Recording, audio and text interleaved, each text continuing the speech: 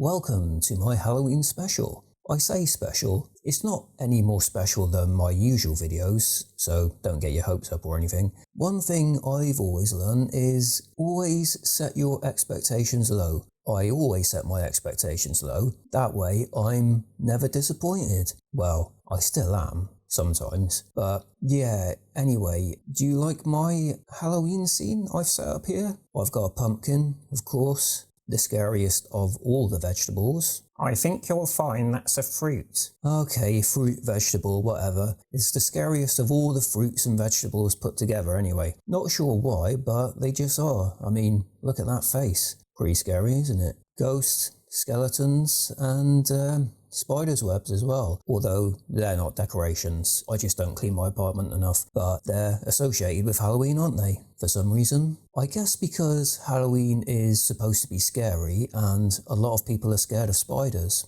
I've never really been that bothered about spiders though. I guess here in the UK, spiders aren't exactly a major threat. If I lived in Australia, however, where they can actually, kill you, I might be a little bit more concerned. I'm more scared of wasps, to be honest, and people. So my Halloween decoration should be made up of wasps and people. People are definitely scarier. In fact, I should probably keep my Halloween decorations up all year, just to scare people away from knocking on my door. I don't really put any Halloween decorations up. Even though technically Halloween originated here in Britain and Ireland, we don't really do it in as much of a big way as the Americans do. I used to go trick-or-treating quite a lot as a kid though. Spending an evening going around people's houses demanding treats would fill me with dread these days, and at my age it might actually fill them with dread if I turned up on their doorstep demanding treats, but back then I used to love it. It was a long time ago now, so I don't really remember a great deal, but there were a couple of people who stood out. There was this one guy who I knew from school who was a Jehovah's Witness.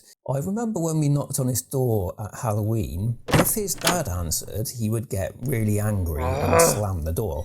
I always thought that's kind of ironic for a Jehovah's Witness to be on the other side of the door, getting annoyed at people calling for a change, but when it was just his son who answered, he at least used to try and make a humorous remark like, "Begone, demons," and close the door.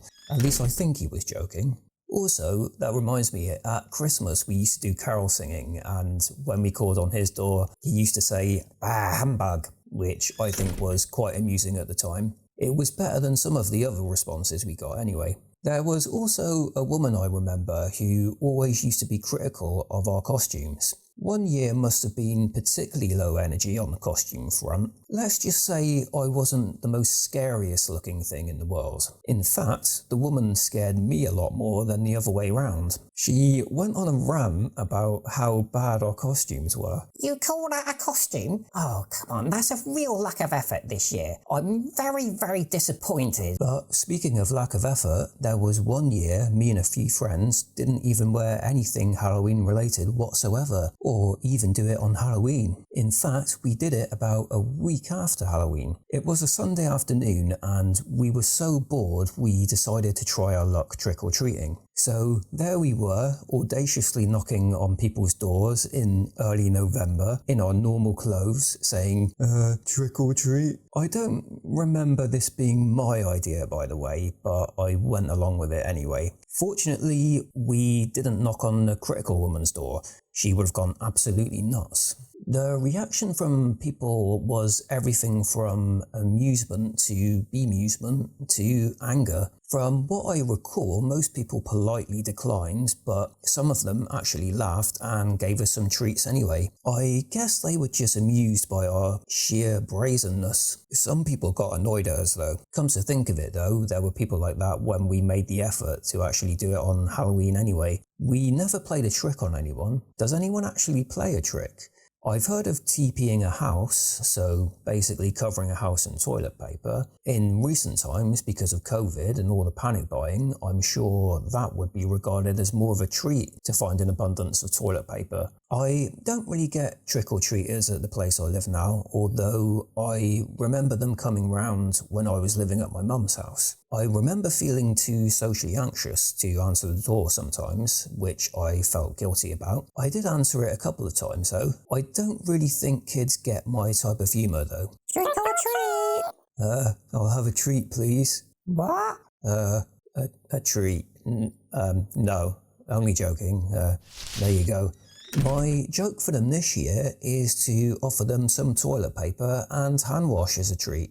Only joking. I don't get trick-or-treaters where I live now. And anyway, that would have been a better joke last year, where everyone was panic buying and all that. Speaking of last year, I remember seeing someone with a Halloween mask on in a shop. The funny thing is, it wasn't anywhere near Halloween or anything. He was just wearing it instead of a normal face mask, so I'm not entirely sure if he was doing it for a joke or if he genuinely thought that the mask would help. Maybe he thought it would scare the COVID away or something. Anyway, that's about it. So, yeah, happy Halloween.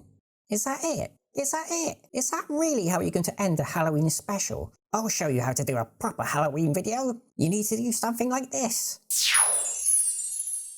Oh, you turned me into a frog. Well, that's original, isn't it?